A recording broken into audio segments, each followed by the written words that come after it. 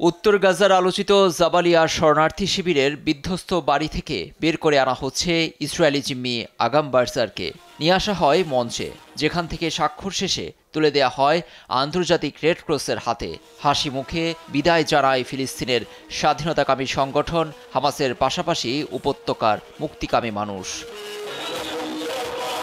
এমন মুহূর্তে উচ্ছ্বাসে ফেটে পড়ে দীর্ঘদিন তার অপেক্ষায় থাকা ইসরায়েলি স্বজনরা। আমার বিশ্বাস ছিল সে ফিরবেই। সে মানসিকভাবে অনেক শক্ত। ঠিকই সে আমাদের মাঝে ফিরেছে।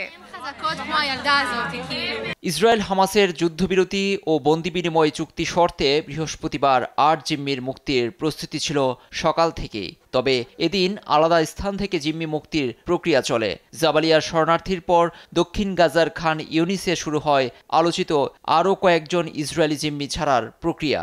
সেখানে শত শত হামাস যোদ্ধার সঙ্গে ঢল নামে উৎসুক জনতার।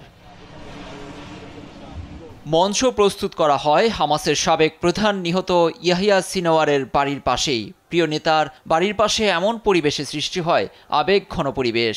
সবার নজর ছিল জিম্মি আরবেল ইহুদের দিকে, যার অপেক্ষায় দীর্ঘদিন প্রধানমন্ত্রী নেতানিয়াহু। তাদের সঙ্গে মুক্তি দেয়া হয় থাইল্যান্ডের আরও ৫ জিম্মিকে। এদিন ৮ জিম্মির মুক্তির বিষয়টি নিশ্চিত করেছে আইডিএফ। ইসরায়েল ও হামাসের মধ্যকার যুদ্ধবিরতির চুক্তির আওতায় তৃতীয় ধাপের বন্দি বিনিময় এটি। বিপরীতে ইসরায়েলি কারাগার থেকে মুক্তি পাচ্ছে ১১০ ফিলিস্তিনি বন্দী, যাদের অপেক্ষায় স্বজনরা। লুৎফর কবির, নিউজ ডেস্ক, দেশ টিভি।